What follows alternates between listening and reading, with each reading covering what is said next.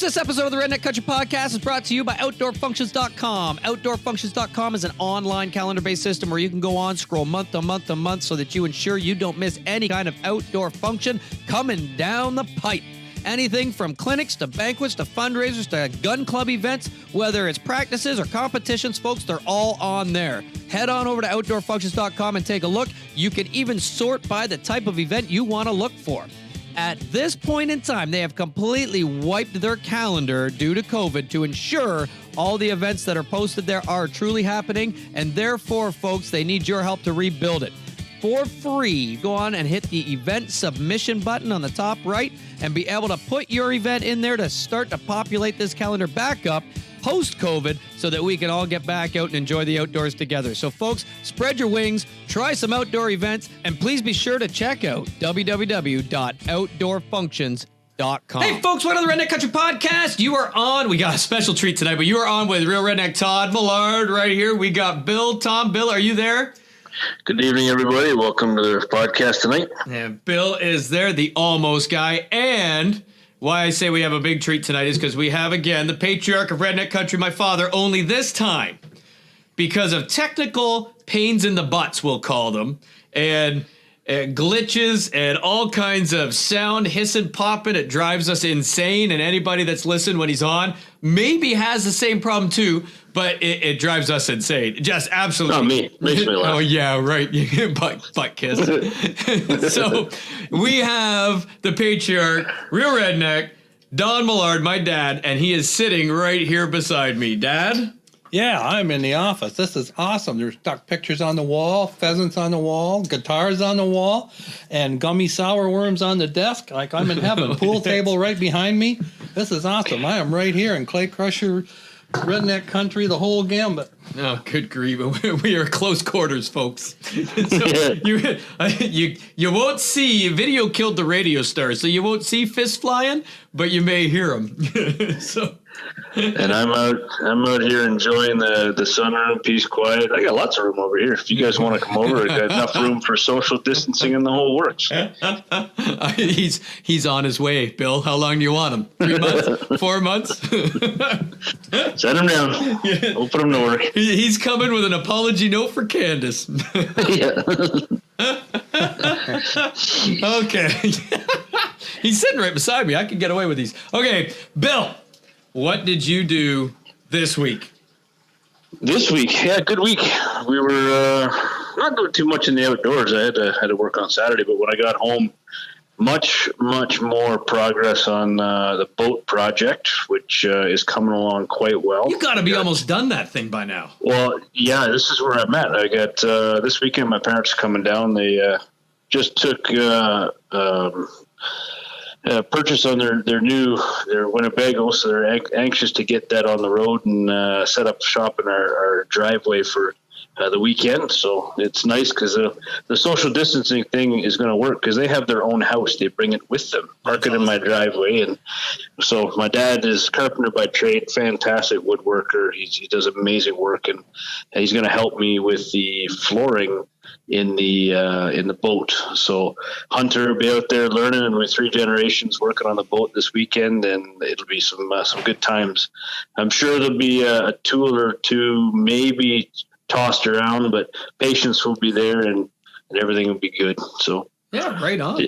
Yeah, so yeah, it was good. It's good week. I got all my bits and pieces and stuff finally delivered. Amazon. I'm sure the guy has got my house on speed dial here. He's been to my house so much. But cruise control, it takes it to another level. It just ends up at your door. Yeah, no, it's awesome. I mean, I went online to track the package, and I didn't realize they have a picture of my front door right there with the package, so I can tell.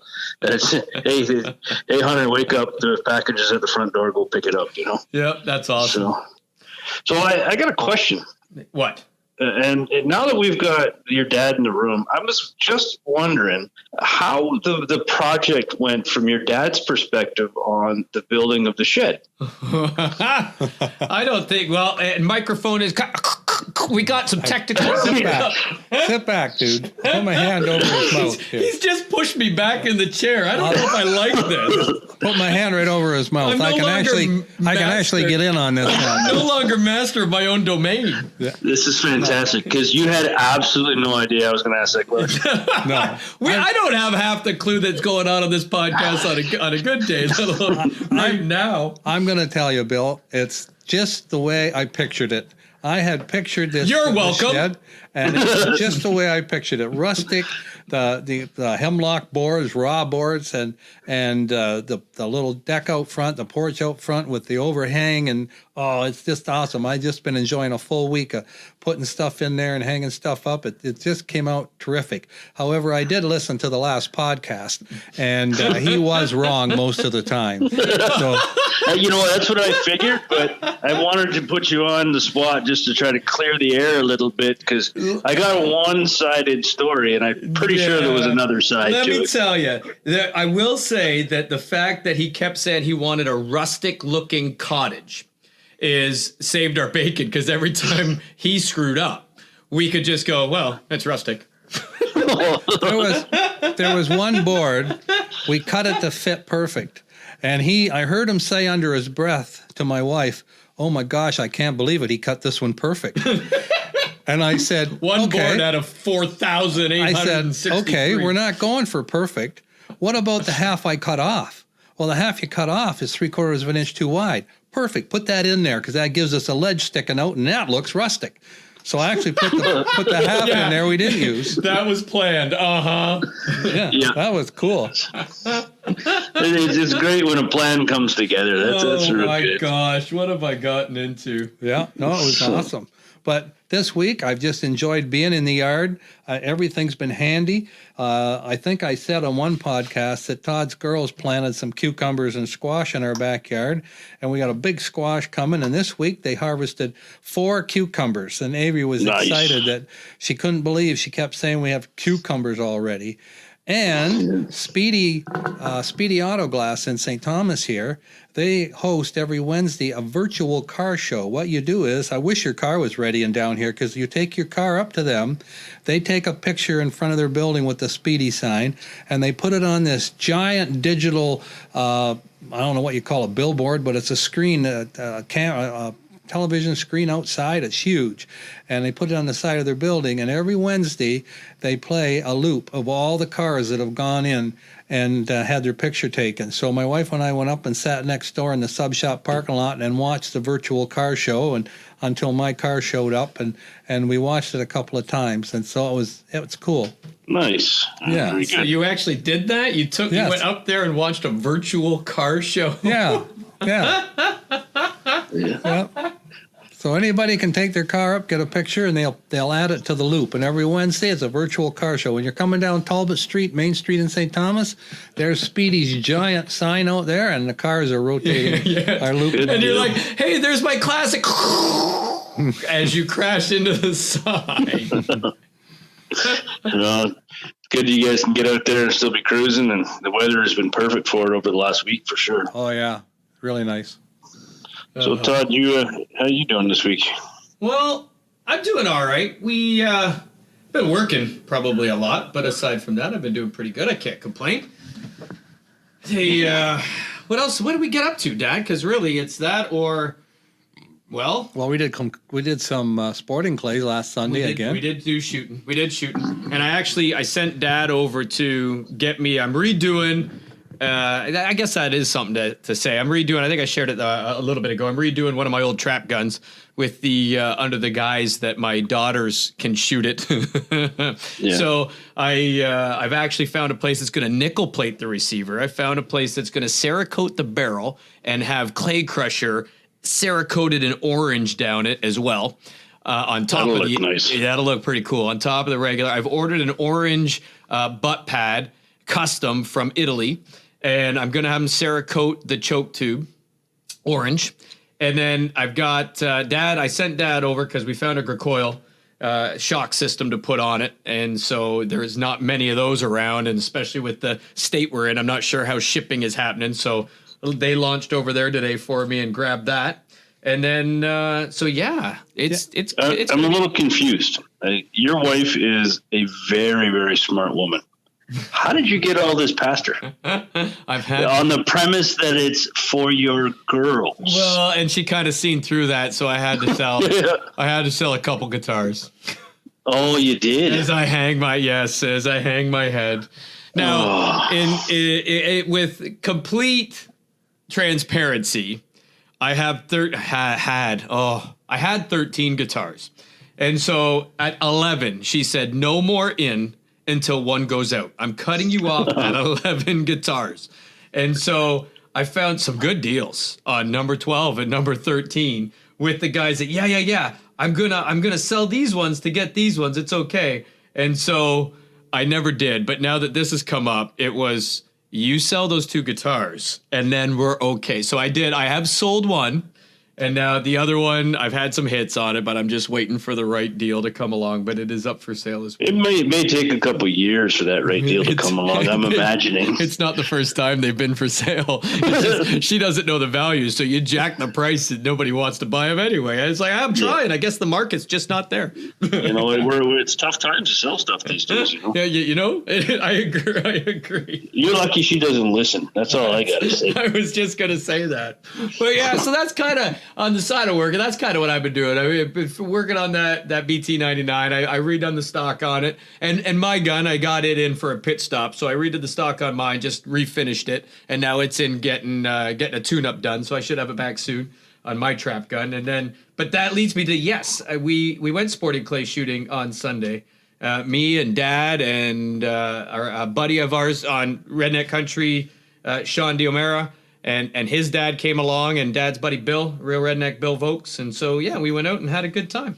It was. You guys, you getting the hang of it and learning the targets better, and I saw you guys crushing a bunch of them, but that was more your dad than you. Yeah. Well, see, I have to run the camera, so yeah. And whenever I hand it off, I get shoes. I'm like, here, just all you gotta do is hit the red button. And then I look back, I'm like, oh, I just crushed all 10 of those. Nothing but ink balls, I might add. And then I go back and I look, and it's just pictures of my shoes. My shoes look good, but yeah, they're orange. So, but yes, we did that. But no, I didn't have my gun. And so the last time we talked shotguns, I did say that, guys were giving me a little bit of hard time because I'm shooting a trap gun at sporting clays, and I'm a trap shooter. And in order to be a sporting clay shooter, you got to have a sporting clay gun. And your trap gun, I shoot like 120% high, maybe a bit more now. I've raised it a bit. And so, and we can get into that. I went through it the last time we talked about shotguns on the podcast, about shooting high. So my trap gun shoots quite a bit high. And so this time I didn't have it. So, and then we had just made a road trip down to Hummison's to buy a whole bunch of shotgun shells. And I didn't want to use any because they're just freshly bought. And I ran out of reloads. So I did have a couple flats of 20 gauge. So I said to Dad, grab that rabbit gun for me and I'll shoot the 20 gauge rabbit gun, which I could shoot some rabbits with it. So I figured I knew where it shot. I'm good. But it kind of proved out my theory on when I ran with my trap gun the last time, I ran an 89. And so, which I think I said I don't concentrate. I'd love to know what I get if I actually concentrated like I do when I go to a trap contest, what I would shoot versus me joking around and screwing around, because sporting clays is so social. You're with everybody. Half the time I don't even see the presentation pair because I'm back talking to the group behind us or whatever. Or we're waiting and I got to catch up to them. And so, because I'm talking to whoever. And I have a hard time believing that about right? you. I still do, Right. I'm pretty sure if I'm there, people know I'm there. So I got out that 20 gauge, and I think I've proven it that with my trap gun, I just know where it shoots. And I think I said that the last time is the most important thing for shooting any kind of clay target game is you got to stare at the target, focus on the target, and take everything out of your mind. Because that coupled with you got to know where your gun shoots. And it's just instinct. Knowing where your gun needs to be on that target, and it blows it up. And so, again, shot an 89 with my trap gun, and this time was horrible. Now, I only had 7/8 ounces a shot versus the 1 1/8 ounce a shot because it was a 20 gauge, but oh my gosh, did I struggle. So I got questions, and from the 20 gauge to the 12 gauge, what are you using for choke tubes? Yeah, well, so this, depending on the course, for for this course, there's not a whole lot of targets that are over, what, Dad, 35 yards, 40 yards. Yeah. And the theory is if you get one that's out there starting close and going out or coming to you, use skeet and wait, or use skeet and shoot fast. So I'd been using skeet chokes. Now this 20 gauge is fixed chokes with improved cylinder and modified. Am I right? All right. And one You're going to have to back right up. Modified. You're going to have to back right up because I think this leads into a few of my questions. Now we're starting to talk a little bit about shotguns. For the guys that are out there that don't have as much shotgun knowledge as you guys, explain to me, is light modified more pattern or less pattern than improved cylinder? Okay. You talk skeet. What is that? So when you get into this, any kind of clay game now, because like anything, as it progresses, it's got to go from hobby to sophistication, I feel, in everything nowadays. Like when I played hockey, you bought a $14 hockey stick. That was a good stick. Now they're $400. What's that? And it was wood. Now they're $400 and they got the flex rating, and I'm like, come on. Well, it's no different now. So yes, choke tubes back in the day, or fixed chokes, even before choke tubes, were not known by their constriction value with a micrometer and the thou. It was known as cylinder, which was pretty stinking wide open. It was then improved cylinder, which is a little bit tighter. And then you went to back then. So I'll get to future or present time. But then it went modified, and then it went full. And Dad, you didn't really know any other choke tubes or choke constrictions other than those, right? That was pretty much it. Cylinder, improved cylinder, modified, full. In my day, you didn't even have choke tubes. You ordered the barrel. If you ordered a double, you ordered the barrels choked the way you wanted them. Right. So how did you know? How did you know that you wanted to buy improved cylinder or full when you were buying a gun? I bought an Ithaca double, short barrels, 20, I think, what are they, 24, 25-inch barrels. And so side by side. This was, side by side. So this was a rabbit grouse gun, and it's for handling in the bush and tight places. It's short, swings quick.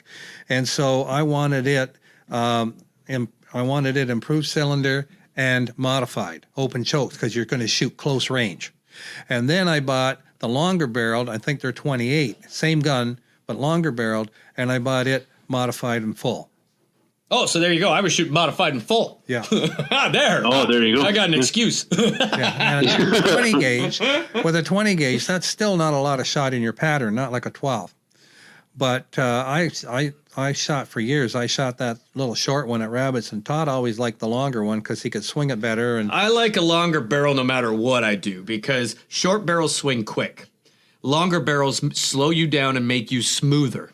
And so if you have any hesitation at all, a longer barrel is going to help you a little bit. And that's why a lot of these guys go and turkey hunting. They want these short little barrels to go in the woods because they say that they're easier. And that always befuddled me, because when we first started turkey hunting, you wanted a longer barrel.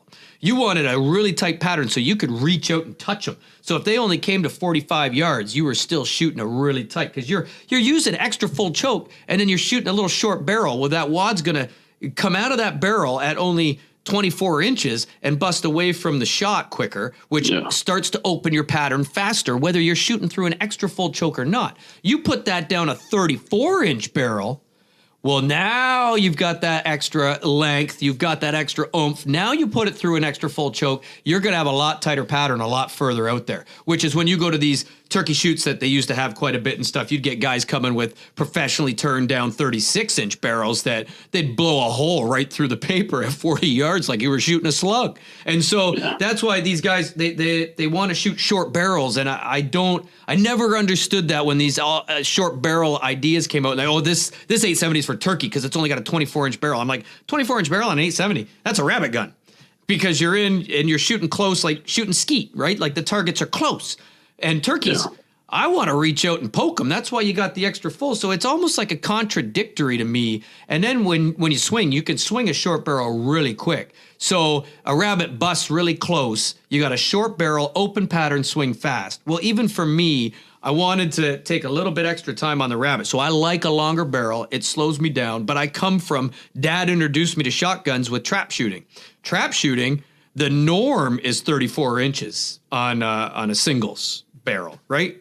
And so to me, I always wanted, and when I bought my first waterfowl gun, I bought an 870 off of a gentleman with a 34-inch barrel that had straight rifling in it so that it would keep a tight pattern out there. And I mean, it would kill geese, no problem. And then took that turkey hunting, and I shot a turkey at 45 yards, 48 yards, and when I took it to the taxidermist, my very first turkey I killed with that gun, and I took it to the taxidermist, and he said, holy geez, how close was he? 5 yards? And I said, he was 45 plus. No way. And he argued, no, absolutely, David. He was 45 plus yards when I pulled that trigger. There's no way. You messed him up right here. Look at this. It was just like he's 5 yards. Wait till they get out there. I'm like, no, because that was a long barrel, straight rifling, extra full choke.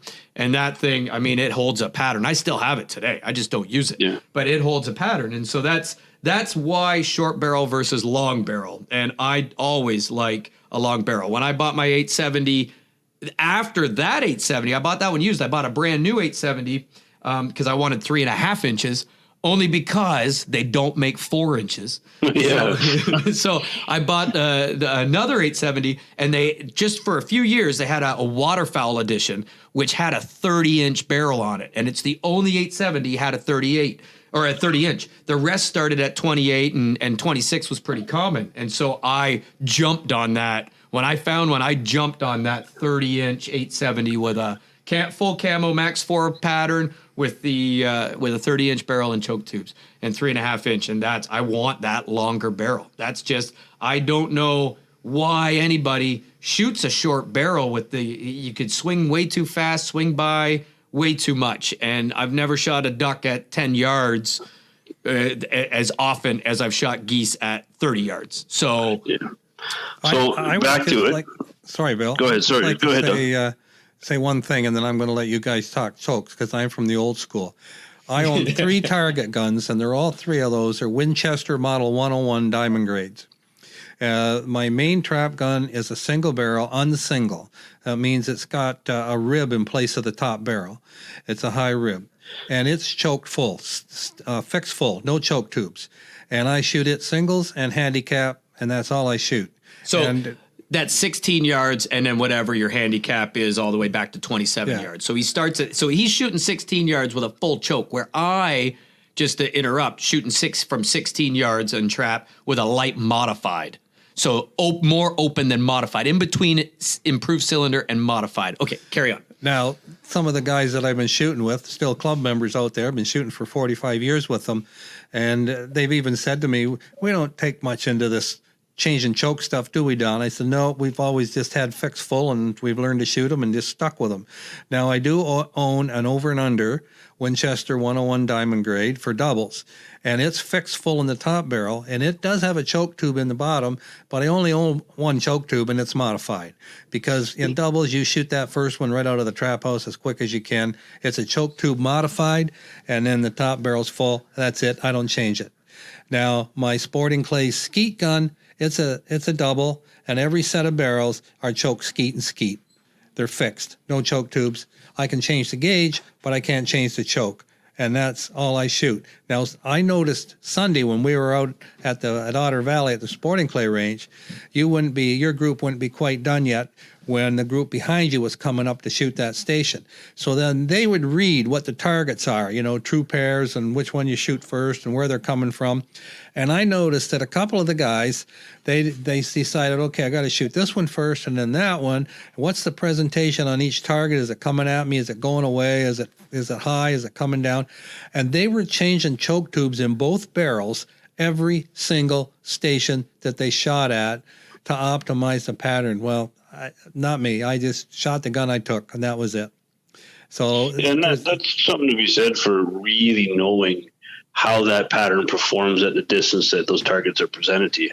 That's a lot of memory work for somebody that you just. And some people argue it's way too much thinking, because you should be thinking about the target, not about changing chokes and everything else. Yeah. And it becomes a mental when you become so good at sporting clays, and not that any of us are at that level, but I'm friends with David Radulovich on Facebook, just on Facebook. Love to say that I'm personal friends, but just on Facebook. If anybody wants to know him, I won't say too much. Just look him up. World champ, like everything. Yeah, the guy is almost untouchable when it comes to the sporting clay world. And so I messaged him last year, and I said, okay, I'm going to get into this sporting clay just a little bit. Can I pick your brain? He says, absolutely.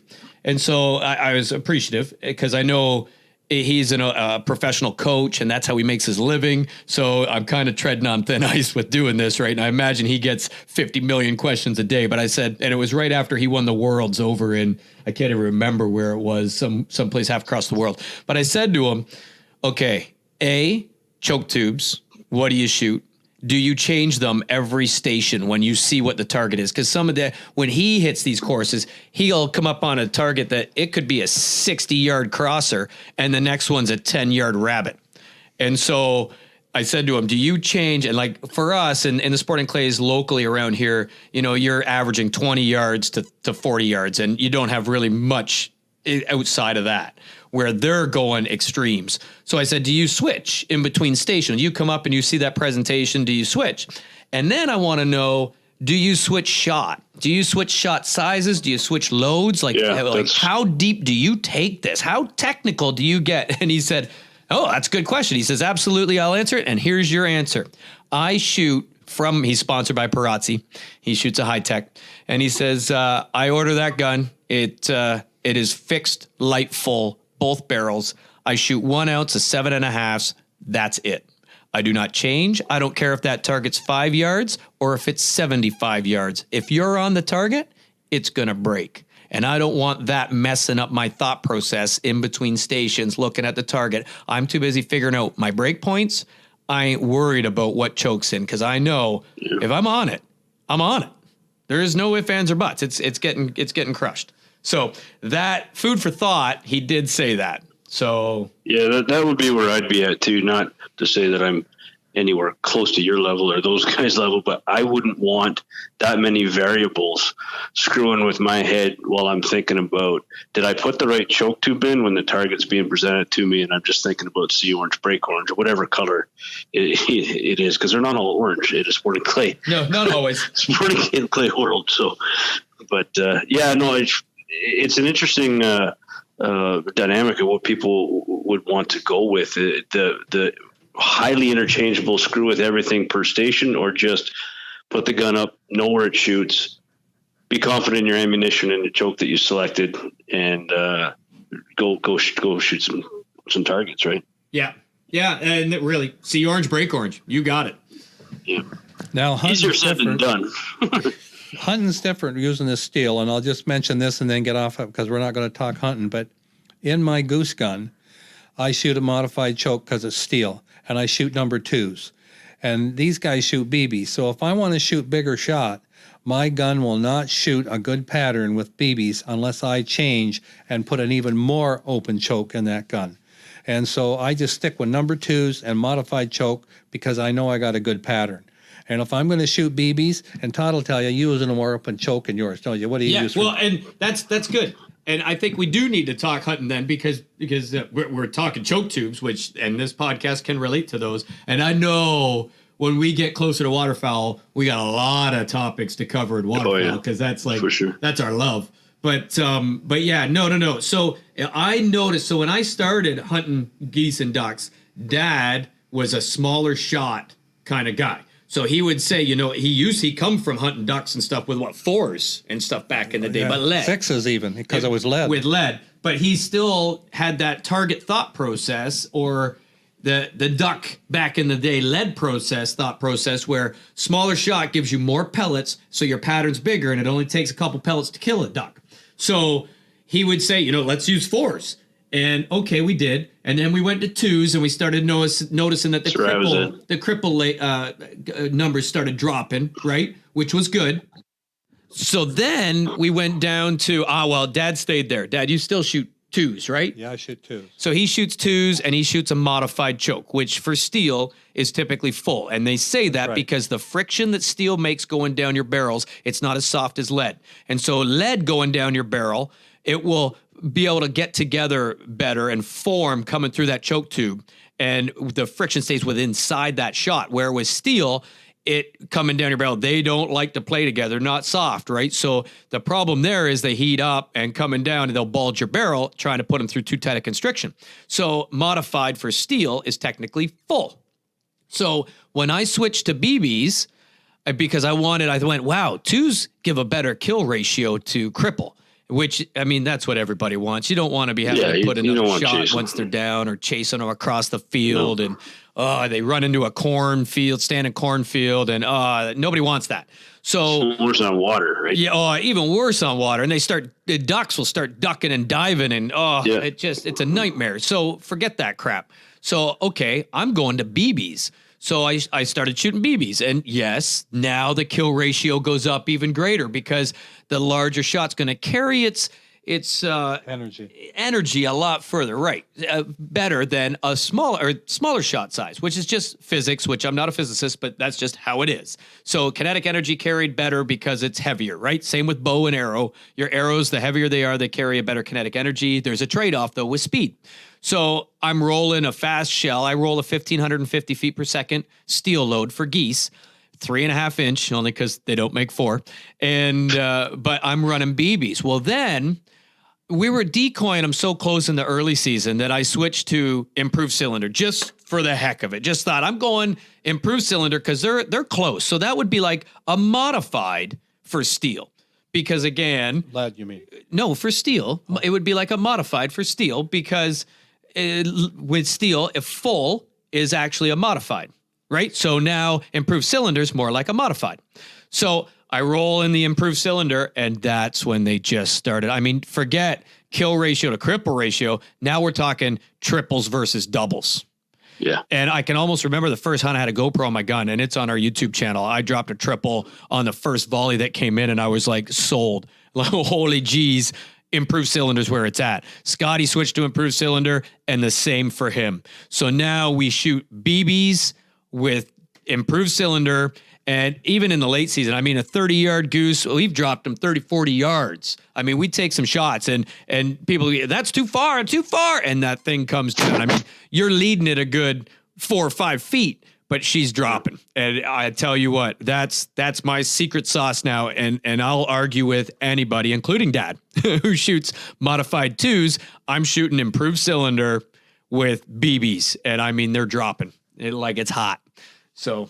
yeah, it all depends on the load too, right? So you got to figure out what load works best with your choke tube and everything else. And with my Caesar, my trap gun, the load I shoot, it patterns really tight with a light mod, and which I'm really impressed with how tight it patterns.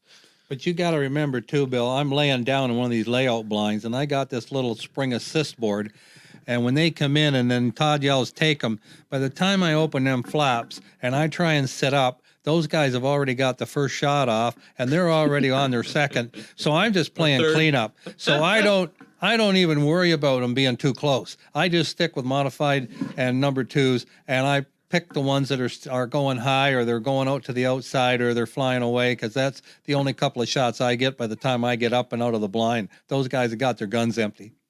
You figured they'd call them a little earlier for you, knowing the fact it takes you a while to get up. We right? call plenty early. It's just, trust me. Yeah, and we even wait. We will hold our guns waiting. You know what? Lightning is going to strike down that because I've heard stories of dove hunting and others where there is no waiting. Birds come, and you know what? 3 shells are out of your gun before your dad even has one. Yeah, you wonder why he doesn't get it. I'm on your side, Don. I completely agree with what's going on. You can only wait so long before they're out of range. Oh, good. Nerve. So there you go. So I was shooting a 20 gauge with modified and full at pretty close targets. So I got a pretty good excuse. Well, I mean, if you need one. Yeah.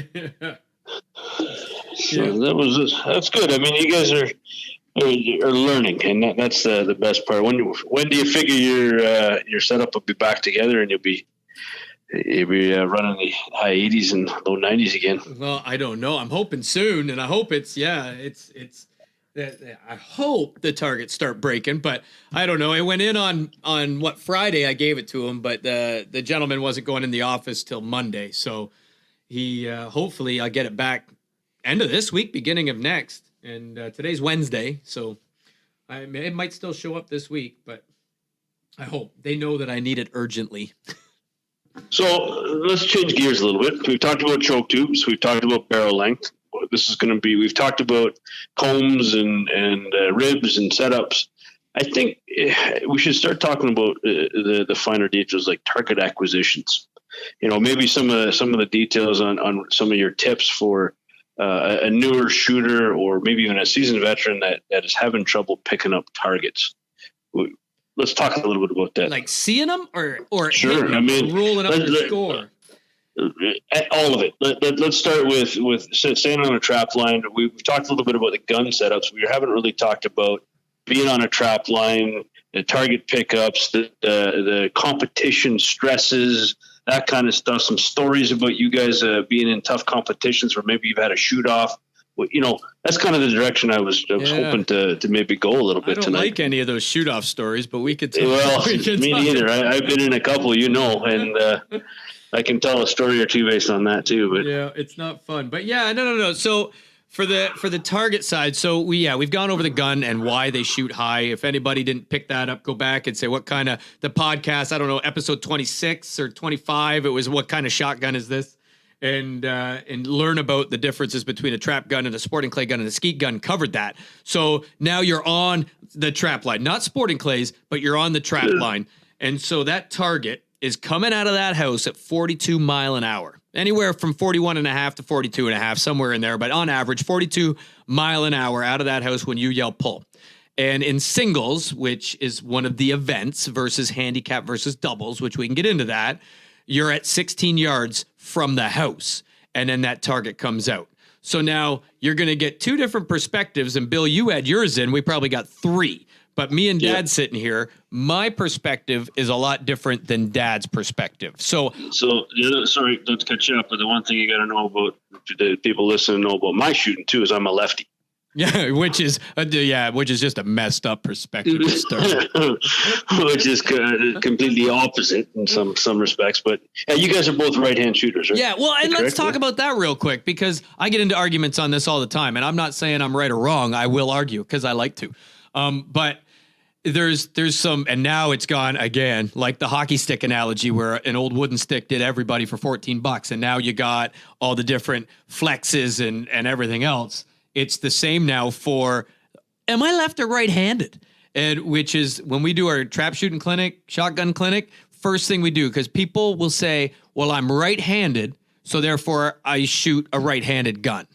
And I want to get away from the term, and people argue with me, but away from the term right-handed and left-handed gun. It is not, in my mind, it's a right eye dominant or a left eye dominant gun. And now there's even more science, and we can give links. I've listened to other podcasts and everything else that go way into detail. There's an eye doctor out of the States that is a shooter, and he has now gone even further with percentages of domination of eye and how you overcome and start to train your brain and your eyes to work together to acquire the target quicker and shoot it. And like if for sporting clays, I guess that's what really can separate the super amazing shooters. They get it. They grasp that, I guess, because for sporting clays, they say you got to be able to lock onto that target is the most important thing. Anybody that you listen to in the pro world, it's I gotta lock onto that target. I know where my gun shoots. I know my mount.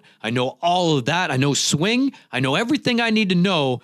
The only thing I'm gonna miss a target with is if I don't see the target properly. My brain doesn't process that target with my eyes to my gun. And that's that, right? So because they've done it so much. So this doctor has gone through it goes to percentages, and there's a whole theory on how to figure out which eye is more dominant than the other by what percentage and how you should train and all of this jazz. And I won't get into that because I'm not that smart and knowledgeable on the subject. What I will do is very basic. We start all of our clinics by saying, are you left or right-handed? Throw that out throw it out the window. And some people have shot a shotgun for 5, 6, 7 years, come to our clinic. And I say, okay, but you're at our clinic. So you're obviously wanting to learn a little bit more and become a little bit better. Not saying we're better than you, because you could be better than us, but it's a different perspective. And so my perspective is it's forget left or right-handed. Because when I started, I grew up as a kid. I'm a left-handed person. And I grew up as a kid playing cops and robbers. I know everybody gasped. Kids can't do that today. But I played cops and robbers to the point maybe the robbers, the more, oh my gosh. But anyway, we won't get into that. So we played cops and robbers. And I would always hold the gun on my left-hand side. Dart guns, Nerf guns, any kind of gun would come up to my left-hand side because I was left-handed. When I started shooting, I'm like, Dad said, no, we have to figure out what eye dominant you are. And I struggled because I am right eye dominant and I'm left-handed. And do you know how difficult it was for me, like awkward, to try and put a gun up on my right side? And so, but I had to because I'm right eye dominant. That is the eye that takes over on shooting a shotgun. That it's, you know, you can, so I'm going to say how to determine that, but which will make it a little more clear. But really, that's what you got to determine and throw out the fact if you're left or right. So some people say, I've seen guys that'll shave their stock down on their trap gun so they can rotate their head right over the stock so that their dominant eye, because they're right-handed, but their left eye dominant, so their dominant eye could be right down the rib. And I'm like, man, wouldn't it have just been easier to put the gun on the other side and learn that than to go through all of that and have this head cockeyed right over? And I mean, there's guys that do all kinds of stuff than to just switch. But for me, it was literally maybe 2 weeks of me putting the gun up on my right side. And now I can't put a gun up on my left side. I just can't do it. You can't, eh? For me, it's awkward. We talked about this before a couple of times, but I'm right-handed. I'm a complete opposite to you. I'm right eye, or left eye dominant, but I do everything right-handed. So when I was a kid growing up, my dad always said, because I didn't grow up with the shotgun side of it, I grew up with the rifle side of it. Yep. And I think I've said this before in another podcast, but when you're shooting a semi-automatic gun that has a right side eject, as a left-handed shooter, I'd catch that, or my dad's thought was I would catch those shells right in my face. So you need to learn how to shoot off your right shoulder. I said, well, okay, I didn't know any better. I was young enough that because I did the same as you, I picked it up what felt natural, and that was on my left shoulder. Well, no, can't do that. Shoot off your right shoulder. So luckily, I trained myself for rifles to be able to shoot off my left shoulder or my right shoulder. For shotguns, I started off on my right shoulder, could not hit the broadside of a barn on a moving target. Switched to my left shoulder, being left eye dominant, and the world opened up and I started hitting targets and birds and everything else I was pulling the gun up on, right? And it took a little bit to train my eyes and my body for the differences. But once I switched the gun to my left side, left eye, it just made all the difference in the world. So I'm with you. It's not left-handed or right-handed. It's your eye dominance. It's your eye dominance. You'd be surprised at how many people do not know they have a dominant eye, and they wonder what you're talking about. Yeah. No. Yeah. It really is something that people don't, and I don't know if it's. I really don't know where. Like, I've always known it, but I grew up with Dad being a hunter and knowing that. So I guess if you didn't have any influence in your life and you just decided I'm going to get into hunting, you go to the store, a lot of times, it's a part-time employee that knows a little bit to be dangerous, that maybe they don't tell you, or they don't want to impose, or they don't know themselves. And so you just wouldn't know. And then, so we do have every one of our shotgun clinics. I bet you more than 50%. Well, you've been to 3 of them, Bill. I bet you more than 50% don't know. And we'll have at least 2 that will be like, oh my gosh, because we do the test. So the test is, there's different ways to do it. And I mean, again, I'm not getting into the crazy test. Look up the doctor out of the States. I don't even know his name off I used to, but it's slipped my mind. But look him up if you want. It's just shotgun eye doctor in the States test and all this stuff. There's all kinds of info on it. There's YouTube videos, the whole 9 yards. And look that up if you want to get that crazy. For us, the basic test, just to figure it out, is the really simple is you can pick a spot way over on the wall somewhere, and then hold your thumb out and cover that spot and then close your right eye or close your left eye. And if your thumb moves, well, then it's the other eye. That the way that I do it, because that I could never get to work, is I create a diamond. I put my two hands together with my index fingers crossing and my thumbs crossing. So I have a hole between the palms of my hand, and I will hold that dot up. And without thinking, you just start to bring your hands back towards your eyes slowly, and it will continue to come to your dominant eye, because you don't want to lose sight of that. And if you do it subconsciously, don't physically think, it will just come right back to your dominant eye. Boom, you figured out your dominant eye. And usually at our course, out of 20, 25 people, we'll have a couple that'll be like, oh, crap, I got to switch. And now they're into the dilemma. I bet you that's almost the first thing we touch on. And I bet you the rest of that morning, they're into the dilemma of, I don't know if they retain anything other than, when we go out to shoot this afternoon, I got to figure out if I'm shooting from my left-hand side or my right-hand side. And it's almost a panic. For me, right? it would be, right? So, yeah. And we've had people go, no, I'm going to stick it out. Or we've had other people go, I'm switching. So, and then the rest of the weekend, they look awkward trying to put the gun up, but doing it that many times over a weekend, because I mean, they're shooting some hundreds of shells. The second, they get used to it. The second question, are you a one-eyed shooter or two-eyed shooter? Because when you first shoot trap, if you're a two-eyed shooter with both eyes open, fine, you can hold the gun anywhere, height-wise or what-wise you feel comfortable with. But if you're a one-eyed shooter, you got to hold a low gun, or you get a certain angle target, you're not going to see that target till it's well above your barrel and it's too far from the trap house. Right. So one-eyed shooters got to hold lower guns automatically. So now we're going into the more differentiators on where. And you asked, so sight picture, picking up that target on a trap target. Yep. And again, trap, not sporting clays, not skeet. So in trap, I don't want to say everything's the number one thing, but one of the more prominent things is you do not want to move that gun until you see the target. You do not want to anticipate which way that target's going, because at 16 yards combined with a 42 mile an hour target, if you start to go left and that target comes out right, you're beat. You're done. And so, and lost target is you ain't getting that back. So it all comes down to where you pick up the target and the relationship on your gun to where that target is. So for me, I am much faster shooter than Dad. And again, I am not saying that's good or bad. It is a byproduct. I shoot as quick as I can pick up the target and know I can hit it. And that just comes from shooting and building your sight picture, and your subconscious has to take over and say, now's the time to pull the trigger. And I won't realize how fast I'm shooting. I'll just have, like Trevor at the club will say, man, you were shooting fast. I didn't even know, because I was shooting when I knew it was time to pull the trigger. My brain just took over. And so I hold a little bit lower gun than not than Dad, a little bit lower gun than most, but a lot lower than Dad. So I will hold maybe an inch over the lip of that house, maybe an inch and a half from the 16-yard line.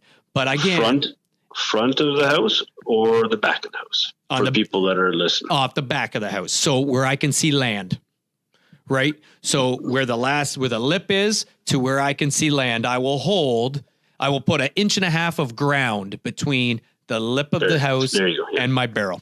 And so when I hold there, because now keep in mind, I'm shooting pretty high.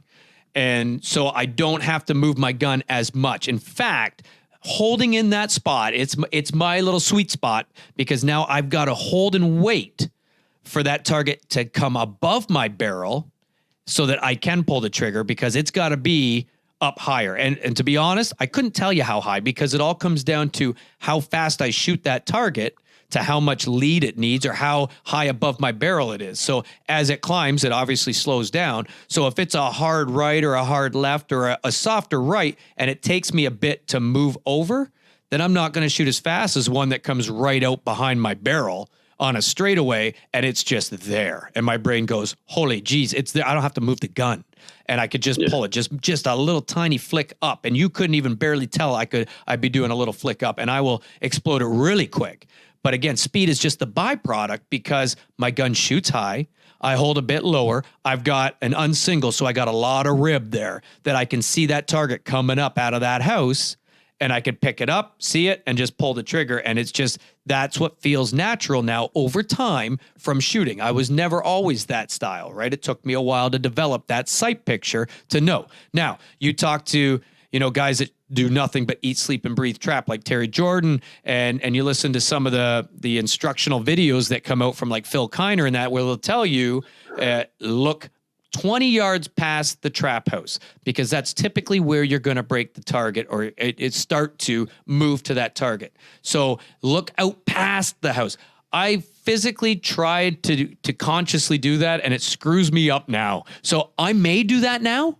I don't know, because when I think about it, I screw up, and I'm too busy going, am I looking way past it? I just know I hold that gun and I don't look right down the sights. Now, before Dad tells his side, I'm going to tell a little bit of a story, because on LinkedIn, I actually have a buddy that took the clinic 4 years ago. And Hamza, if you're listening, hi, buddy. But he just messaged me this week, so it's fresh in my mind. And he actually said, I was going over my notes from when we took your clinic, and it said, don't look down the gun like a rifle. Like, don't use those beads like a sight, like crunch right down. You want to look out and look at the target and have the sight picture develop. From shooting your gun, you develop this. You know where your barrel's got, and it's subconscious. Again, you know where that barrel's got to be to where the target is. And he goes, I found that I'm not doing that. I'm slouching down right on and crushing my face right down on my stock, so that I'm looking right down that rib like you'd be looking down a rifle, like through a scope. And he's looking right down on it and then trying to track it all hunched up. And he said, I just read my notes where you said, don't do that. And he goes, that's what I've always been doing. So I'm going to change. And I said, well, yeah, that's a big deal. Like, you want to have a more open stance in trap. You don't want to be crunched right down. Now, so for some people it works, but the general synopsis is you want to be kind of opened up, and get your neck out, stretched out on that stock, and not looking right down the rib, but looking out over top, so that you can pick up that target, and then the gun will just follow your eyes and pull the trigger, and away you go. So with that said, that I think was my rendition of looking out past the trap house. Is you're not crouched right down, because if you do that, A, that target's going to be blocked by the barrel, and B, it's going to take you a lot longer to acquire that because you're looking at beads. You don't want that. And in fact, now Terry Jordan at our club has taken his middle bead out, and he's gone back to painting his end bead black, so he can't see it because it's a distraction. So he doesn't want beads at all. He knows where that gun shoots, and he wants them gone. Now, I talked to somebody else that shot for many, many, many, many, many, many years, and they told me that they want that white bead because you don't know it. But subconsciously, what is happening is your eyes are actually, and not subconsciously, physically, your eyes are moving rapidly from that barrel to the target, from the barrel to the target, and they need that bead as a reference. And you don't really, you say you're staring at that target, but really your eyes, your brain is going bead, target, bead, target, bead, target, really fast. I never use them, but I tell you what I use them for is my pre-shot routine. To make sure you're lined up right? So, Don, I don't mean to cut you off, because I know that you got a lot to add to this, but I just want to add this one quick point. No, he's playing solitaire on his phone. He's good. Oh, but you're going to get punched. I know it before this night is over. He'd have to put down solitaire. But for me, to get back onto the pre-shot routine is such an important thing to me, because it creates the every time you're approaching a target, you're doing the same thing. The gun is mounted in the same position on your shoulder, on your face.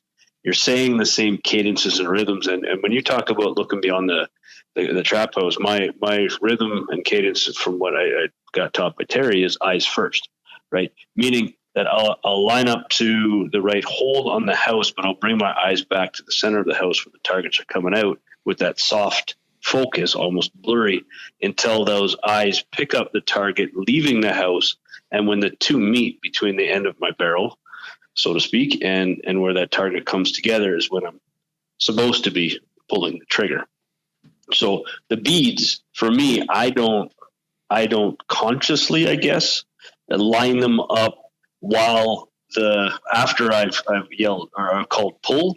But before, it is definitely part of my pre-shot routine to make sure that that alignment is there, both left, right, up, down. So I have pretty much the same spacing between the middle and the top to assure that my gun is mounted the same way in my brain. And you can contradict me all, from your experiences, but this is what I do. I'm not breaking the scores that you guys are, but it's a function of repetition to me. But you could break the scores. We are absolutely right. And like tomorrow, because you're there. But to me, it's just, you just haven't shot as much. So you like that your pre-shot routine is a little bit longer doing all those checks. Right? Yeah. And that, I believe, right, the only difference is that amount of time shooting. Like you take Terry then, he's pulling his beads off because he already knows where that gun fits, how he mounts it. And his check is when it comes up, it's got to touch his shoulder here and his cheek there. And that's his natural fit. He doesn't need the beads, right? And so your pre-shot routine is just make sure you mounted it, where once you shoot so much, I would think, and I'm just talking off the cuff, but I would think, okay, you don't need your beads. I, to this day, and I shoot weekly, still like my beads, because I, like you, Bill, when I put my gun up, I'm making sure that I've mounted my gun square. Like my middle bead is in line. Now, they're not in line as in up and down. They're in line horizontally. So they're in a straight line with each other. So I got bead, I got a bunch of rib, and then my other bead, but they're straight in line. So I know my gun's not off kilter. I'm shooting straight.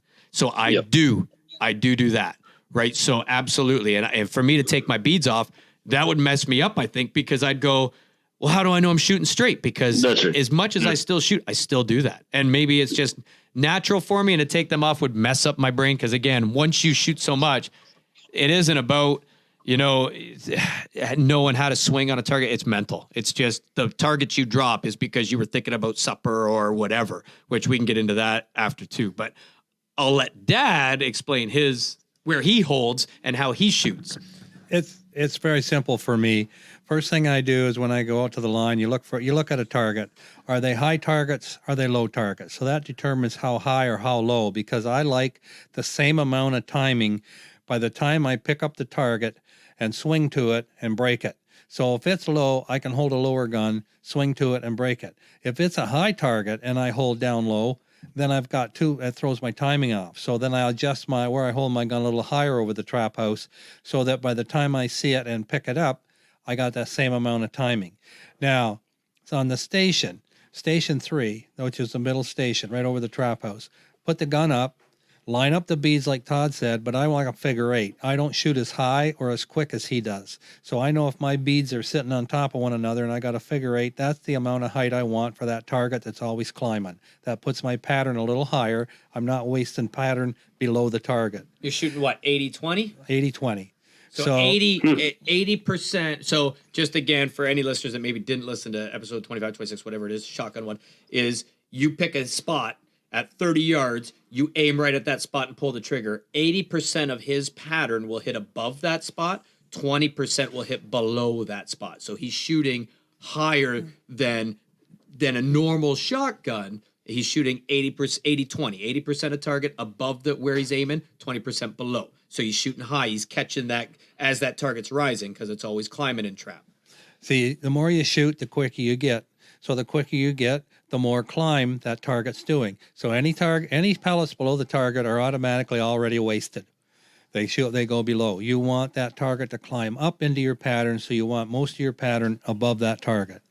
So on station 3, right straight over the clubhouse.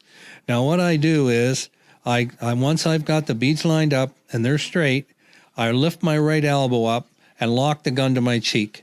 Because if I get a left-hand target and I want to go left to that target, I could pull my cheek away from that gun if it's not locked on the gun. If I get a right-hand target and want to swing to the right, I could push the gun away from my cheek.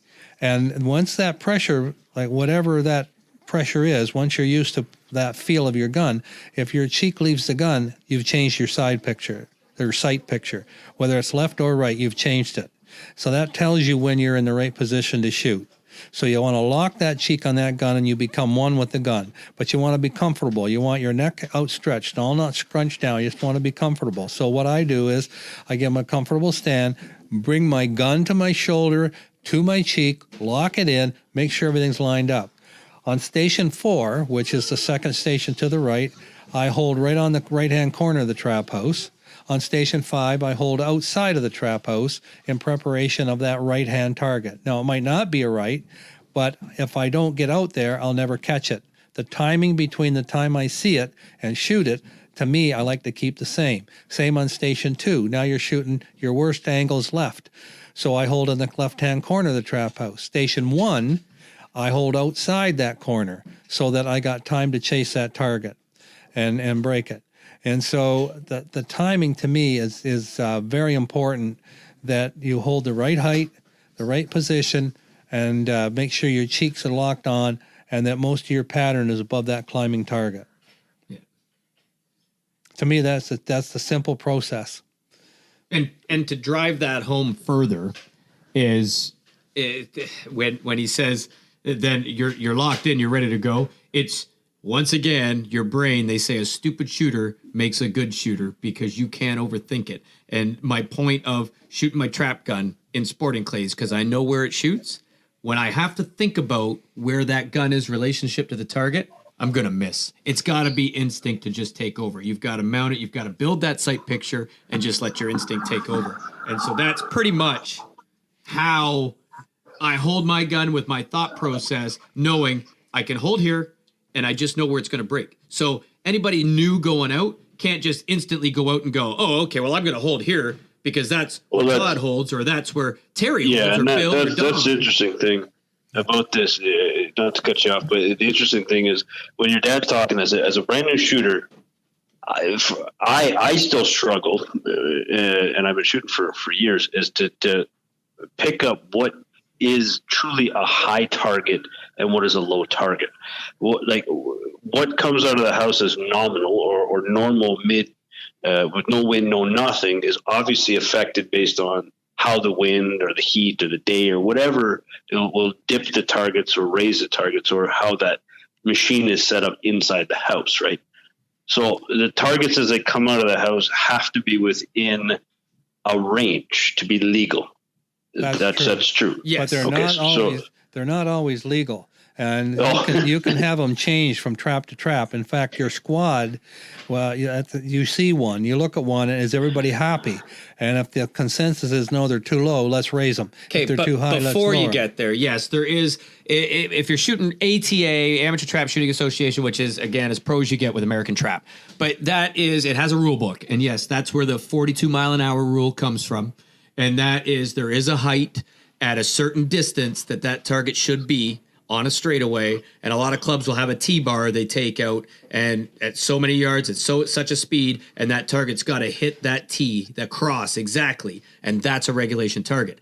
As the day goes on, and those machines, a lot of them, like a Pat Trap is a type of machine, has a rubber band, and that rubber band heats up. It changes that machine's dynamic and how it's throwing. And so there could be that weather, a wind could come up, or even the club, just the way that the breeze shifts.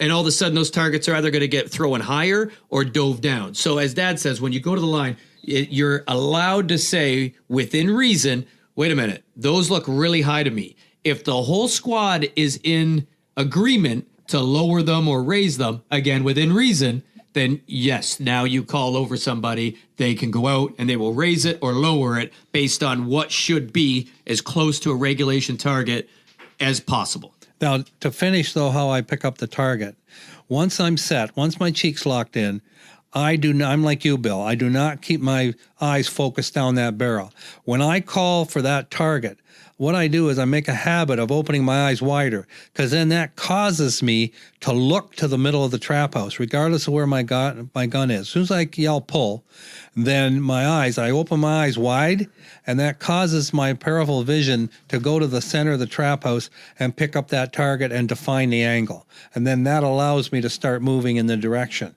And then, like you say, as the target progresses, eventually your gun and your barrel, or your gun and your eyes line up and come past the target and swing through it and shoot it. But to go ahead with that high and low stuff. If you've got a day that the wind is gusting, if it's gusting at you, you could get 5 beautiful targets in a row, and then the next one, the wind gusts and makes it climb right up out of sight, which you just have to deal with. You just have to be prepared for them. If the wind's from behind you, then it blows them down. So you just got to be prepared to move the gun down. You got to know where your gun's shooting. So I know if I get a low target, I've only got 20% of pattern below that target. So I've got to physically get down. If I get a high one, I can just keep throwing the gun up and hope I catch it, and I've got 80% above. So I hit high ones easier than I do low ones. That's why I always liked high targets. I never complain about high targets. And that's where Todd and I have a disadvantage, because we're not. I'm shooting 110, and I think you're shooting a little bit higher than that, aren't you, Todd? Well, and I raised it up a little bit more yet. As again, like Dad said, as you shoot and as you just pick them up quicker, you get it feels like work, right? Like you're having to track that target. I'm like, man, I'm having to track that target too much. And then you raise your comb again, where my cheek goes, just a little bit, and then there it's easy again.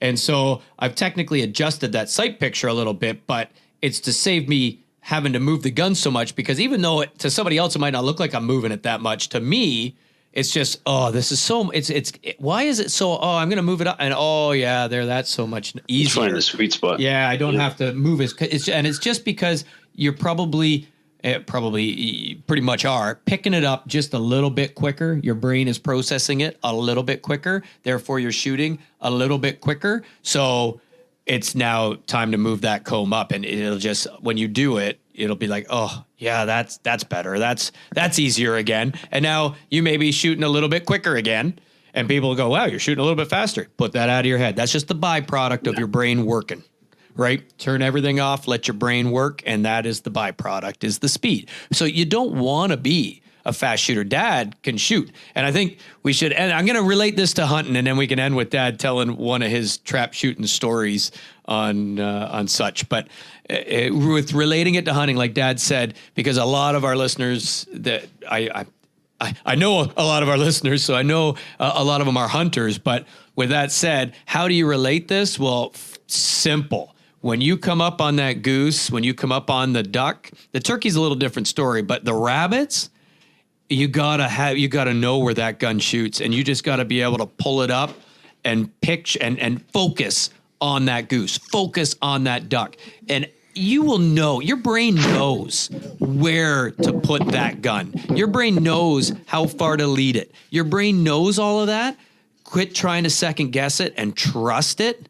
And it just, all of a sudden, you'll start hitting ducks and geese. And it is a hard thing for a new hunter to go out, or somebody that's hunted, deer with a rifle, and then they go waterfowl hunting with their buddies, and they're awkward or afraid to go out because they're going to pull the trigger and probably miss, but they're second guessing themselves. If you just throw that gun up and pull the trigger, that, for me, that's when they fall, because you let the brain take over. And it comes down to knowing where the gun shoots, but knowing to, when you bring it up, having that mount just down so you don't have to think about it. Bring the gun up, lock it in a bit with that elbow. And again, that's up to person's perspective on how high they want to raise the elbow to lock that in. I do believe that raising that elbow is a good feature, because you get something swinging hard left, you're not going to hit anything if your head's not on that stock. If you've moved away, right? Because now your eyes aren't lined up where they need to be. And if your head, that's when I miss targets. And Bill Chilton, one of Dad's buddies,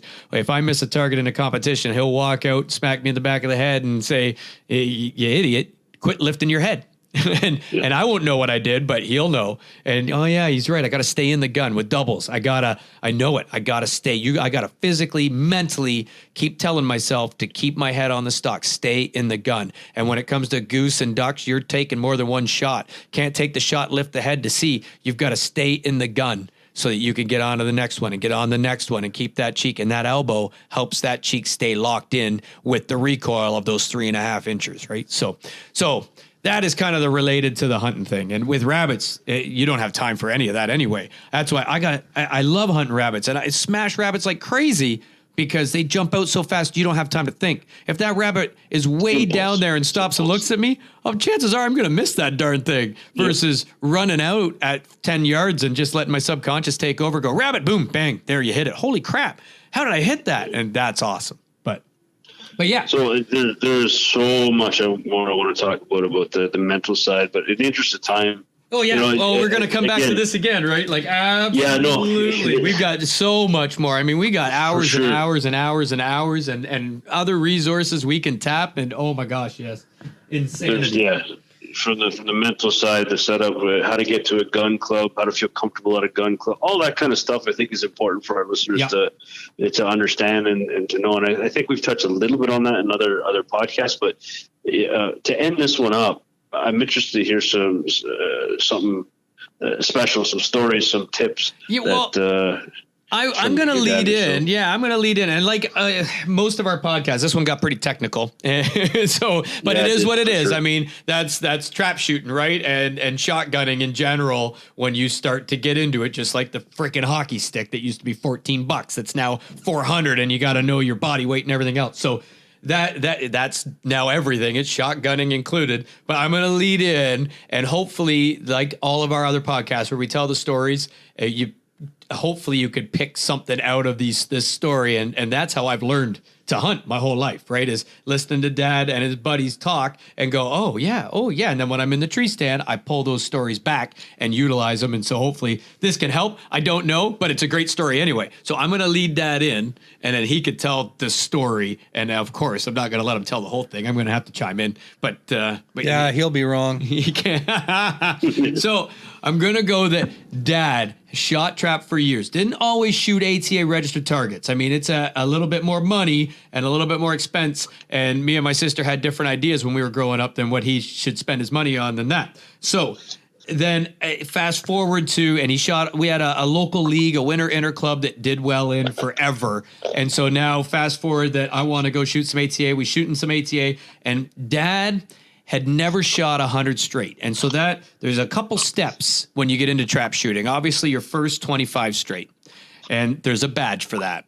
There's also a badge for 50 and 75, but they're not as important as the 100 straight. Because once you shot 25 straight, you start knocking out 25s pretty easily, pretty regularly. Then the one is because you got to stay mentally focused in a big competition for 100 straight. And it's not a practice 100 straight. That doesn't count. It's in a competition. And so 100 straight's a big deal. Then the next step is the 200 straight. And so Dad had never shot the 100 straight. And a couple years ago in ATA, yeah, in practice, okay. But I always say that doesn't count because there's no pressure, nothing, right? Like you could just go out and smash targets. And again, anybody that goes out on the farm and shoots them from the thrower, that's fun. It's not the same as like an ATA competition trap target. Pressure's on 250 shooters, 300, maybe down 750, 1,000 shooters. Like it's a big deal. Your name's going to be on a board. And so ego plays a big role, especially when you're a trap shooter. So if you've ever been to a gun club, that'll back me up in itself. So a couple years ago, we hit the provincials. It's sponsored at the time. Brand ambassador for Black Goose had these really hot shells and head out there, and away we go. And so Dad hits the line, and that provincials, I don't know how many 99s you shot. Oh. But you came away. I got pictures. He won 5 awards at that provincials. There's a total of 9 events, and he won 5. He has a silver plate, a buckle. He won a bunch of stuff. Won five events in his class with 99s.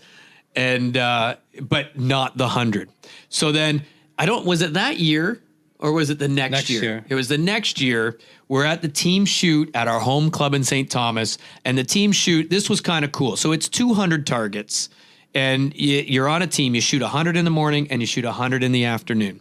And so we're on a team, and of course your team is your buddies. And so that's what made this really cool. So there's myself, there's Scotty, there's Trevor Blair from our gun club, good buddy of ours, and who we call It was Trevor. Yeah, Trevor was on our Yes, squad. he was, Scott, yeah. the Growler, who we call the Growler, who is a really good buddy. He's from up north, and his actual name is Peter Tarnowski, but we call him the Growler. If you've ever heard him shoot, you can hear him from one end of the gun club to the other. When he calls for a target, it's not pull, it's roar until he pulls the trigger. So he's the Growler, and then Dad. And so Dad, not having shot that 100 straight, we go to the line. And he shoots the first 25 straight. And you take over. You tell the story now. Well, it really doesn't get good until after we've shot 75. And so now there's a lot of pressure because who cares if we win? Who cares how we do? At this point, I don't even care if I shoot a 40 because I am so focused on Dad that he's 75 straight. And it's such a mental game that you don't want to talk to anybody. And for people that might have shot a lot of 100 straights, not a big deal. For somebody that is strong, like your first 100 straight, you're 75 straight. This 25 targets, you could finally get your 100 straight. This is a big deal. And for us, it was a really big deal. And so I'm keeping everybody. You don't want to talk to, when I shot my first 100 straight after my 50, I didn't want to talk to anybody because you're in the zone. You're crushing targets and you're not chipping them. You're pounding them. This could be the day that I do the 100 straight. And after 50, I don't want to talk to somebody. I'm between 25s. I'm walking away. I'm isolating myself. Don't come near me. Everybody knows, okay, don't go near him. He's 50 straight. Oh, now he's 75 straight. Don't go near him. So now Dad has shot 75. Dad is now 75 straight. I will now let Dad take over. Okay, so on top of that, our gun club, if you shoot 100 straight at a registered shoot, you get your name on a plaque forever in our clubhouse. And so for all these years, I've never had that 70 or that 100 straight to get my name on that plaque. So I'm 75 straight at this shoot. I am in the zone, and everything is just working great. And I think I just got to keep it together for another 25. So we're about 8 or 9 or 10 targets into the last 25, and the clouds roll in, and it starts to rain. And it's coming down pretty good. And I'm just focused. I got rain running off. I pull the peak of my hat way over so it don't run down on my glasses. And I'm shooting through the rain. And it's shooting so heavy, you can see the shot cut a path through the rain. And I remember thinking, this is so cool. We should make a big tent and just pour water down and shoot targets so you could see if you're in front of them or behind them, because you could see the shot cut a pattern through the rain. And I am on the zone, and I'm thinking, okay, don't call this shoot. Don't call this shoot. I got to finish this 25. Well, if there's lightning, they make you stop for a while. Well, I didn't see any lightning, and I'm shooting away, and then it comes Mike. Okay, I got to chime in. Didn't see any lightning. It's more than that. This rain is coming down like you would not believe. I mean, we are soaked. The raindrops are the size of toonies. When they hit me on the head, it's almost knocking me over. I mean, this ain't hail. It's rain coming down. And I mean, when you pull the trigger, you watch your shot rip through and make a tunnel through that rain right to the target. Like, it was for anybody who hasn't experienced that before. We were at your clinic a couple of years ago, and that happened for the first time for me. It was raining so hard, and the shot going through that, Don, you're absolutely right. You can see, oh yeah, a little bit behind that one, or no, it's right on it. It's a neat thing, and if you're looking at that from the side, I bet you it would be even cooler to see that shot straight coming across. It would be wicked to record that. Like, it is just rips right through it. And you could just stand up. You're soaking wet. You're dripping. I mean, it is just coming down on you, and your shots are ripping right through, making a tunnel to the target. It's freaking awesome. It's neat. So I'm focused. I'm not looking left or right. I am just picturing those targets in my mind between shots, one after the other. I have the voices memorized. I know who's calling. I know the guy next to me when he calls. It's not hard with the Growler. I'm next. You know when it's your turn. Yeah. And okay, so it's one more shooter, and I'm ready to go, and they don't call.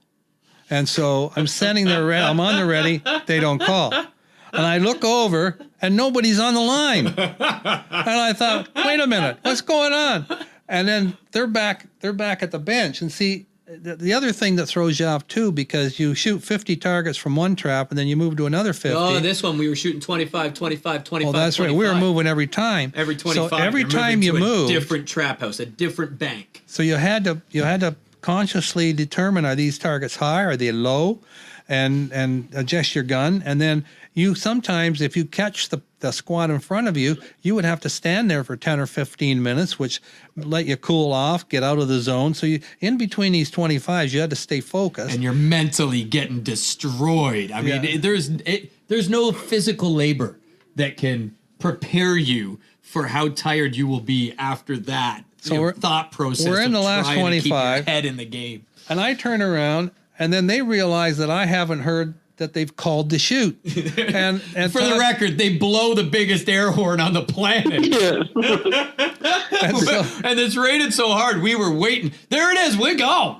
Like, I'm out the door. Todd's waving, come on. I went, no. What were you, like 83 in, 84 targets? You had 17 I had another 15 or 16 targets to go. And so anyway, I make the trek back to our 2 tents, because we set up 2 of those canopies, and we take 10 lawn chairs because we always get all kinds of people. You were saying earlier about feeling welcome at a gun club.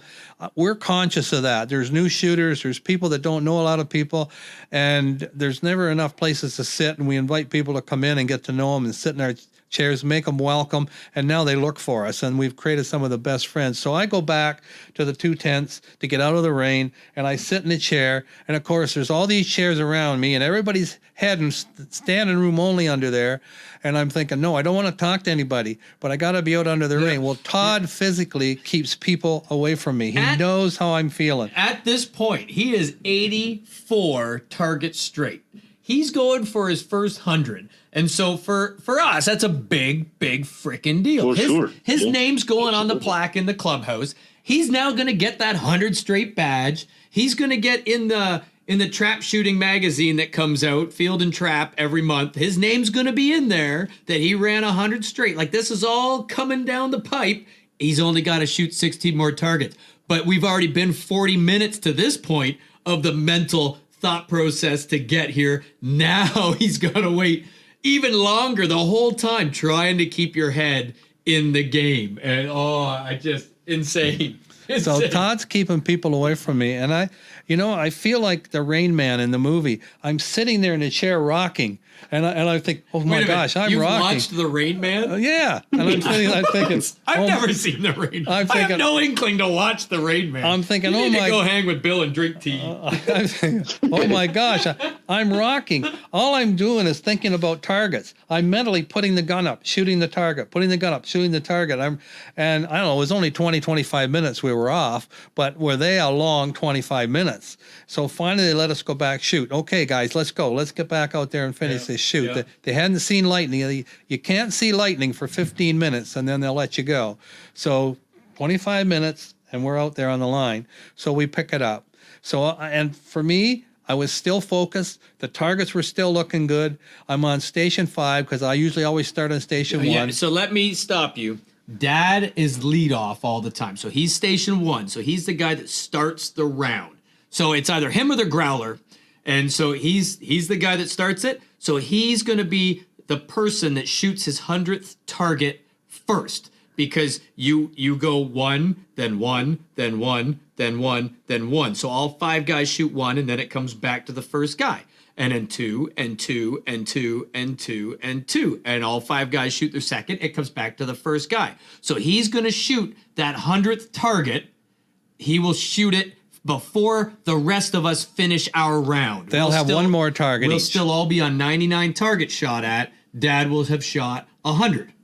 Okay. So I'm down. I got 2 targets left, and I'm focused. I'm trying not to think, am I going to get a screaming right or am I going to get a quarter angle?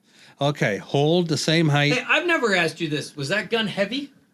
No, it never got heavy. That's what I said. I was in the zone. It never got heavy. It never got difficult. Your arms never kind of hesitated to move? No, and I've had that. In an Eastern zone or a Western zone shoot, I shot a 99 because I was down to my last 5 or 6 targets for the 100, and my arms felt like lead. The gun got heavy. It seemed like it was forever to swing, and I shot behind one. Oh, well, then it was easy again. I shot the last 4 targets, no problem, but I ended up with a 99, and that's what always happens to me.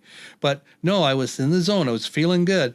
And I remember excuse me, the second to last target, I held the gun out there. It was a screaming right. I thought, this one's easy. Swung out, broke it.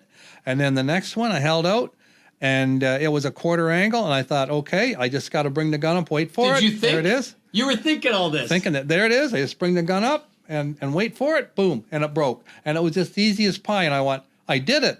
And I didn't look at anybody else. No. I didn't move. My turn. I just thought I did it. And I waited I kind of turned left to wait for everybody else to shoot their last target. Well, Todd can take over from there. Okay. I'm pulling the mic down. So when this happens, Dad shoots that last target. Our whole squad, of course, knew. I think half of the guys that were under the tent, or all of them that were under our tent while it was raining, knew. Because I was telling them, I was keeping everybody away. Hey, don't talk to Dad. You know, this is a big deal for us. Yada, yada, yada. And so Dad hammers that. Now, the one thing about a competition, you go out to practice, not a big deal. In fact, you go to practice with Todd, you are going to get chirping and having hooting and hollering, and some guys might get mad at me, but I'm having fun. In an ATA competition, you don't do that. You do not talk. You do not breathe. You don't move. You don't do anything to interrupt the other shooters. It is a focused thing. Again, once you've developed all of that sight picture and everything becomes mental. And so when Dad breaks that 90, that 100 target, and he hits, it's 100, the 4 of us still have to shoot. Trevor on the line is the first one to break the silence, and I don't know how many ATA shoots he shot at. Maybe not that many at that time, and because he's a bit of a newer shooter, maybe 3-4 years, but he lets out the loudest, longest, highest pitch. Yeah. I think the whole club stops shooting and looks down. And I physically, at that time, I looked down the line and like guys are looking down at us going, what the flip? And I thought, screw it, it's done now. So yeah, so Scotty runs over and gives Dad a hug. We all over there high-fiving and hooting and hollering, and we all still got a target to shoot. And I think everybody at the club's looking down at us like we're ding-dongs and you're ignorant jerks. But for us, this was huge. I mean, this is how many years in the making, how many years talked about internally in our circle, and it just happened. Like, I don't even know if I hit my last target. Didn't even care. Let's shoot. Didn't even matter at that point. Don't even care. No, it doesn't matter. Let's go. And so, yeah, it was pretty freaking awesome. I mean, we partied on the line, and the growlers go, "Good job, Donnie! Yeah, way to go!" I mean, we were not quiet. It was awesome. Well, so we didn't hurry. They shot their last targets each. That was 4 more shots. And then we just turned and started to walk, and I'm pretty happy. Well, we had a clinic, was only a week or 2 weeks before, right? Yep. And Corey and Lucas, father and son, came to the clinic. Well, Lucas was only 12 years old, and he never shot trap before. Oh, that's right. He was standing there waiting. Yeah, he never shot trap before the clinic. Before the clinic. And here we are a week later from the clinic. And no, it was a couple months, but it was his first ATA shoot. Yeah, it was his first. Yeah. Well, maybe it was a couple months, but anyway, this was his first registered ATA shoot, and he is shooting ATA registered targets. 12 years old, after just taking the clinic a month or 2 before this, and he's standing midfield waiting for me to walk off, and he says, and he stuck out his hand and he says, "Congratulations, Don." And I said, "Thanks, Lucas. Thank you. I really appreciate that." And he says, "Look at the hat." And here's his hat full of holes. And I went, oh my gosh. He had shot his first 25 straight at that shoot the same day that I'd shot the 100. And of course, they threw his hat in the air and then they blasted it full of holes. And he was so proud of having that hat shot because he shot his first registered 25 straight after taking our clinic. So we really celebrated when we got back to the clinic. We had a lot to celebrate. That's awesome. Yeah. That's a words congratulations, and that's a lifetime achievement coming together like that. I wish I was there to see that. Yeah. That sounded like it was awesome. So for us, it was cool too, because now both our names are on that plaque at the club, which is kind of wicked, right? Aside from like the club championship and stuff, like this is registered ATA targets. So that's why it's a big deal for us. Now, I'm going to finish on a sadder note, and then I'm not going to say another thing. You promise? Like ever? Okay. Go to mute. in the afternoon was handicap, or the next day was handicap. Anyway, handicap. At that point, I was a 21-yard shooter, which meant that I no longer shoot at the 16-yard for handicap. 20 yard. Back You no longer 21. shoot 20. I shoot back to 21. That's what I was, 21-yard shooter. And so here we are in the handicap. And what do, Bill? I shoot a 99. So I'm still trying to get my... But in the caps, that's good. I'm still trying to get my... Yeah, no question. You won the caps that day with that 99. And I got a yard punch, so now I'm 22 yards. But I'm still trying to get my name on the handicap plaque in the clubhouse now. That's on 100 straight. That's a bigger feat. Well, I tell you what, I mean, but that's what it's all about. To put that into perspective, nobody's shot 100 straight until 2 years ago in the Canadians or something like that. Or it's something huge. It's a big deal in Canada for that to happen. But yeah, happens all the time at big shoots down the States. But I thought somebody said something like that. I'll have to ask Emily about it. But it was in the provincials of the Canadians, nobody had ever ran 100 straight in the Canadians until in the handicap of the Canadians until 2 years ago or a year ago or something crazy like that.